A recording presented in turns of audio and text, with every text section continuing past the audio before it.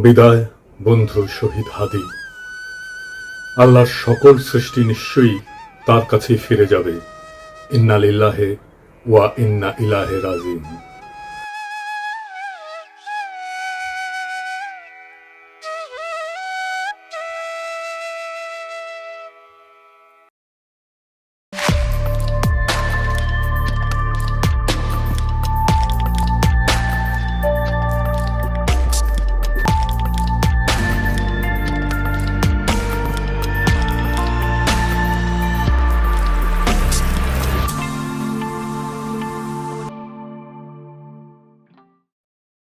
ফ্যাসিবাদ বিরোধী সংগ্রামে আমাদের সহযোদ্ধা বীর শরীফ ওসমান হাদি আমাদের এই পৃথিবীর মায়া ছেড়ে চলে গেছে।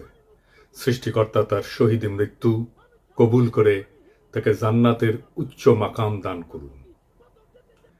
হাদির শহীদ হওয়ার খবরের পরে সারা বাংলাদেশ শোকে বিহ্বল এবং ক্রোধে বিক্ষুব্ধ হয়ে উঠছে।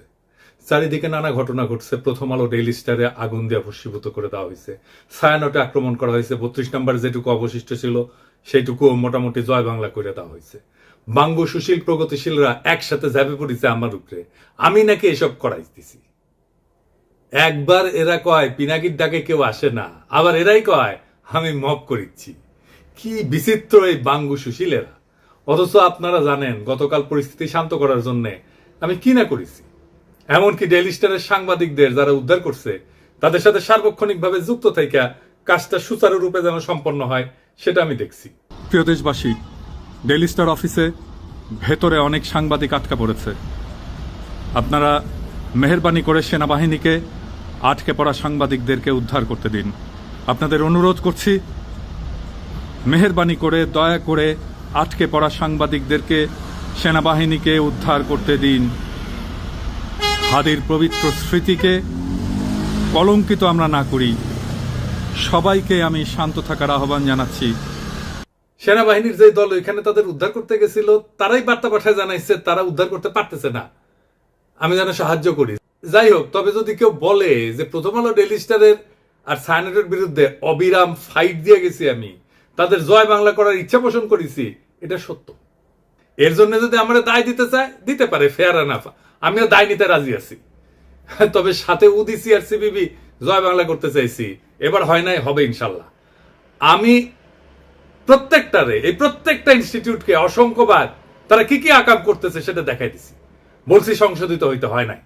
আমি প্রথম আলোর সামনে জিয়াফত করেছি, দাবি ছিল প্রথম আলোর ডেইলি স্টারের সম্পাদকীয় নীতি পরিবর্তন করতে হবে, করে নাই। তাদের শয়তানি চালায় গেছে। কয়েকদিন আগে ডিসেন্ট দেখাইলো কিভাবে জামাত, বিএনপি, হেফাজত আর আওয়ামী লীগের কর্মসূচিতে সহিংসতার ভাষা প্রথম আলোতে আলাদা আলাদা, পুরা ভাষা আলাদা। এক একটা সংগঠনের জন্য এক এক রকম ভাষা। আওয়ামী লীগের জন্য সবচেয়ে সফট, কোনো পরিবর্তন নাই। জিয়াবতে আমাদের পিটায় তাড়ানো হইলেও সে কি উল্লাস ডেইলি স্টার আর প্রথম আলো সাংবাদিকদের। তো এটা বলে মানুষদের মনে থাকে, মনে না থাকলেও আমরা মনে করাই দেব। এখন প্রশ্ন, ছায়ানটে কেন হামলা? ছায়ানট কি গান শিখায়? না, গান না।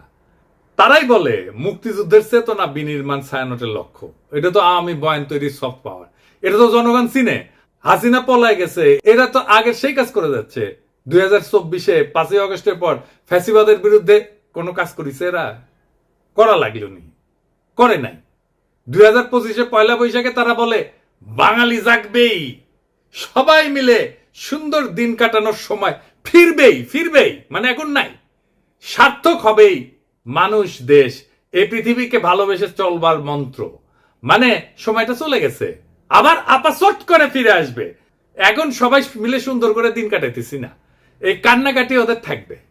এই গান তো করতে আসে নাই, রাজনীতি করতে আসছে। মাইক খাবে না? আমাদের হাদিও একটা কালচারাল ফ্রন্ট করেছিল, ইনকিলাব মঞ্চ, ওরা তো মাইরাই ফেললো আওয়ামী লীগের লোক। তার পাল্টা তো আপনাদেরটা ভাঙচুর হইতেই পারে, মাইনা নেন। আওয়ামী লীগ তো এতদিন একটা ভাব নিছে কি, গিলে করা পাঞ্জাবি পরবে, একটা পাশে চটি ব্যাগ থাকবে, সিথি করে চুল আঁচড়াবে, হ্যাঁ, এরপরে একটু রবীন্দ্রনাথ করবে, শান্তিনিকেতনী ভাষায় বলবে, অশুদ্ধ অশ্লীল একদমই বলা যাবে না। এই করে করে করে করে আসাদুজ্জামান নূর শুধু গণহত্যাই করবে না, তার গাড়ি বহরে যারা হামলা করছে তাদেরকে গুম করছে, খুন করছে। এই যে ছায়ানটি, এই যে উদিচি, এই পুরো গ্রুপটা, তাদের প্রোডাক্ট কারা? এই যে হুমায়ুন আহমেদের সাহেবের যে নাটক করতো আমির খসরু খসরু কি জানি খসরু ভুলে গেছি, স্বাধীন খসরু, ভাবেন 54 বছর বয়স এই স্টুপিডটার। মানে আওয়ামী লীগ যে কত বড় স্টুপিড হইতে পারে ওদের সব গেছে। মানে ওরা এই দুনিয়ার সমস্ত নারী অধিকারের তো টেন্ডার নিয়ে আসছে, নারী অধিকার নিয়ে কথা বলবে, ওরা সংস্কৃতি কর্মী। এই যে একজন মহিলা উপদেষ্টা তার ছবিটা পিছনে রাইখা যেই ভাষায় যা বলতেছে, এইটা তো ছাপরি বললেও হয় না, এটা দুনিয়া কোথাও নাই, এটা কোনো ক্লাসই নাই। মূলত আওয়ামী লীগ এই ক্লাসেই বিলং করে।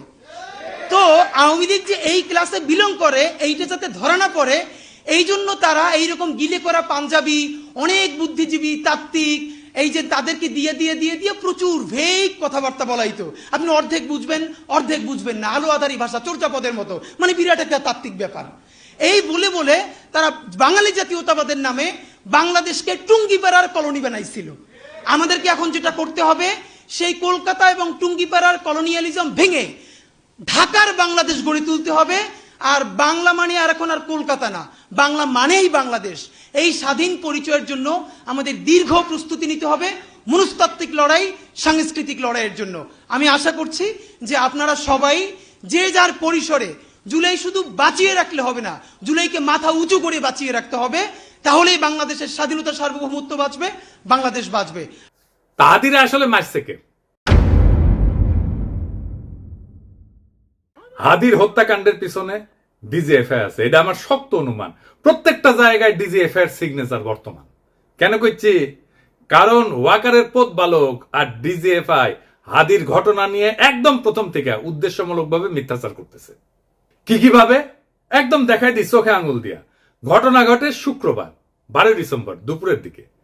ঘটনা ঘটার সাথে সাথে এই ওয়াকারের পথ বালক আসল অপরাধীকে আড়াল করার জন্য কইল কি ভারত থেকে আসছে নাকি 80 জন শুটার বানোয়াট গল্প প্রচার করলো। কিন্তু ডিসেন্টের অনুসন্ধানে আসল অপরাধী বের হয়ে আসলো, আদাবরের লীগের সন্ত্রাসী যে জেলে ছিল, তারা জামিন করাইছে বিএনপির নেতা। তারপরে কি হলো? ঘটনার ঠিক পরের দিন সে অপরাধীর অবস্থান সম্পর্কে ভুয়া ডাহা মিথ্যা তথ্য ছড়ায় যে অপরাধীরা 12 ডিসেম্বর শুক্রবার সন্ধ্যায় ভারতের গুয়াহাটি পৌঁছে গেছে। অথচ আবার সে নাকি এটা আবার হোয়াটসঅ্যাপে ইন্টারসেপ্ট করে পাইছে। চিন্তা করেন। অথচ অপরাধ ঘটে দুপুরের দিকে ঢাকা থেকে রওনা দিয়ে সন্ধ্যায় আসামের গুয়াহাটি পৌঁছানো সড়ক পথে অসম্ভব একটা ঘটনা। এছাড়া ঘাতক ফয়সালের বাবা মা আদালতে তাদের স্বীকারোক্তিতে বলছে ঘাতক সেই শুক্রবার রাতে ঢাকার আগারগাঁওয়ে তার বোনের বাসায় ছিল। অর্থাৎ ঘাতকেরা যখন ঢাকায় তাদের বোনের বাসায়, সেই সময় ওয়াকারের পথ বালক গুজব রটাইতেছে যে তারা ভারতে চলে গেছে। চিন্তা করেন, তাদের সন্ধান করে লাভ নাই। মানে বুঝিছেন? যুগান্তরে তার বাবা মা প্রকাশিত বক্তব্য অনুযায়ী সেই রাতে ঘাতকের বোনের বাসায় তারা দেখা করে ফয়সালের সাথে। সেখানে আসামি শুটার ফয়সাল তার অবস্থান নিরাপদ মনে না হয় আগারগাঁও থেকে মিরপুরে যায়। পরে শাহজাহানপুরে আসামি মোহাম্মদ হুমায়ুন কবিরের ভাতিজা আরিফের বাসায় যায়। শুটার ফয়সালের ব্যাগ নিয়ে তার বাবা হুমায়ুন কবির একটা সিএনজি ভাড়া করে দেয় এবং সঙ্গে কিছু টাকাও দেয়। পরবর্তীতে আসামিরা তার ছোট ছেলে হাসান মাহমুদ বাবলু ওরফে রাজের কেরানীগঞ্জের বাসায় আসে এবং তারা জুরাইন থেকে 2টা মোবাইল সিম কিনে ব্যবহার করে। বাবা আমার বক্তব্য যেটা পত্রিকায় প্রকাশ হয়েছে, আমি ব্যানে করছি না, সেটা অনুযায়ী ঘাতক যে এখন ভারতে আছে এমন কোনো তথ্য নাই। ওয়াকারের পথ বালক প্রথম থেকে অপরাধীদের খোঁজাকে ভুল পথে নিয়ে যাওয়ার চেষ্টা করেছে না এবং নিরুৎসাহিত করেছে না যে চলেই গেছে, তো এখন আর খুঁজে লাভ কি? ওয়াকারের পথ বালক অপরাধীদের একটা ভুয়া সেলফি শেয়ার করে বলে গোয়েন্দারা নাকি তার ফোন ইন্টারসেপ্ট করে পাইছে। এইরকম আজগুবি দাবিকে কম্পিউটার ইঞ্জিনিয়ার হাস্যকর বলে ব্যাখ্যা করছে এবং কেন এটা মিথ্যা দাবি এবং অসম্ভব ঘটনা সেটাও ব্যাখ্যা করছে। তবে সফটওয়্যার ইঞ্জিনিয়ার তানভীর আহমেদ আরজেল সাইরের দাবি মিথ্যা উল্লেখ করে তাকে চ্যালেঞ্জ করেছেন। আইটি এক্সপার্ট তানভীর আহমেদ গণমাধ্যমকে জানান, একজন সফটওয়্যার ইঞ্জিনিয়ার হিসেবে বলছি, জুলকারনাইন সায়ের 100% ভুয়া তথ্য দিয়েছে। সে দাবি করছে অপরাধীরা অন্যের মোবাইলে সেলফি পাঠাইছে আর সেটা গোয়েন্দা সংস্থা ইন্টারসেপ্ট করে এই ছবি পাইছে। 2026-এ এসেও এই কথা বিশ্বাস করার মতো নয়। পথ বালককে বলছিল আইসে ডিবেট করতে, করে নাই। এই 3টা ঘটনা থেকে এটাই প্রমাণিত হয় যে ওয়াকারের পথ বালক আর ডিজিএফআই প্রথম থেকে হাদির ঘটনা নিয়ে আসল অপরাধীকে আড়াল এবং রক্ষা করার জন্য একের পর এক মিস ইনফরমেশন আর স্মোক স্ক্রিন ছড়ায় গেছে। এই ইন্ডিয়ার দালাল পথ বালক বাংলাদেশের জনগণের 1 নাম্বার শত্রু, বাংলাদেশের স্বাধীনতা সার্বভৌমত্বের শত্রু। তবে একটা কথা সবাইকে একটু বলি, একটু শোনেন। শহীদ ওসমান হাদির মরদেহ এখনো দেশে এসে পৌঁছায়নি। স্বাভাবিকভাবে আমাদের প্রত্যেকের হৃদয় ভারাক্রান্ত, আবেগে বিক্ষুব্ধ। এই মুহূর্তে আমাদের সবচেয়ে আগে যেটা দরকার তা হলো সর্বোচ্চ সংযম এবং দায়িত্বশীল আচরণ নিশ্চিত করা, যেন একজন জুলাই যোদ্ধার বিরচিত আত্মত্যাগের প্রতি যথাযথ সম্মান জানায় তার জানাজা এবং দাফন শান্তিপূর্ণ এবং মর্যাদার সাথে সম্পন্ন করা যায়। এমন সংবেদনশীল সময় পরিস্থিতিকে আরো নাজুক করে তুললে এটা হবে একেবারে বেপরোয়া এবং আত্মঘাতী, যার পরিণতি হবে গভীরভাবে ক্ষতিকর। এর তাৎক্ষণিক ফলাফল অনুমান করা কঠিন না, কিন্তু তা হবে ধ্বংসাত্মক। দীর্ঘদিনের ক্ষোভ থেকে ফ্যাসিস্ট বয়ান উৎপাদনকারী দেশের 2টা পত্রিকা জনতা হামলা, ভাঙচুর, অগ্নিসংযোগ হয়েছে এবং আগুনে কিন্তু একটা পত্রিকার সাংবাদিকদের জীবন বিপন্ন হয়ে উঠছিল। পরিস্থিতির যেন আর অবনতি না হয়, মেহেরবানি করে সতর্ক থাকবেন। আমাদের তো সব কাজের দোষ। বিদেশি গণমাধ্যম চাইবে, ইন্ডিয়া চাইবে হাদির শহীদ মৃত্যুকে শিরোনাম না বানায় অগ্নিসংযোগ ভাঙচুরের দৃশ্যকে শিরোনাম বানাইতে। এটা ঘটলে আড়ালে পড়ে যাবে আসল এবং জরুরি সত্য, হাদির শাহাদাত, তার আদর্শ এবং যে শক্তির বিরুদ্ধে লড়াই করতে যেয়ে তাকে প্রাণ দিতে হয়েছে। আরো দুঃখজনক হইল, গুলিবিদ্ধ হওয়ার পর সারা দেশে হাদিকে ঘিরে যে বিপুল ভালোবাসা, দীপ্ত আবেগ এবং নৈতিক সংহতির জোয়ার সৃষ্টি হয়েছে তা মারাত্মকভাবে ক্ষতিগ্রস্ত হবে। আমরা কোনোভাবেই হাদির আত্মত্যাগকে এইভাবে নষ্ট হতে দিতে পারি না। আমাদের শত্রুরা চায় বাংলাদেশের মানুষ যেন ঐক্যবদ্ধভাবে আধিপত্য এবং দমন নীতির বিরুদ্ধে দাঁড়াইতে না পারে, ইনসাফের পক্ষে দাঁড়াইতে না পারে, স্বাধীন সার্বভৌম বাংলাদেশের পক্ষে দাঁড়াইতে না পারে। জুলাই যেন কলঙ্কিত হয়, মানুষ যেন ক্লান্ত এবং বিভ্রান্ত হয়ে আবার তাদেরকেই স্বাগত জানাইতে শুরু করে যারা পতিত শক্তির পুনর্বাসনে সহায়তা করবে এবং পুরনো মডেলের কবজায় দেশকে আটকায় রাখবে। এই সংকটময় মুহূর্তে আমাদের প্রয়োজন শৃঙ্খলা, ধৈর্য এবং রাজনৈতিক স্পষ্টতা। খুব সহজে উস্কানি দিয়া সংঘাত সৃষ্টি করা যায়। আফগান পাকিস্তান সীমান্তেই দেখেন না, অনেক ক্ষেত্রে না বুঝে তরুণরা সে আগুনে ঝাঁপায় পড়ে, প্রাণ হারায়। আমাদের বুঝতে অসুবিধা হওয়ার কথা না কারা এই সুযোগ নিতে চায়, কারা বাংলাদেশের স্বাধীনতা সার্বভৌমত্বকে পুনরায় বিপন্ন করতে চায়।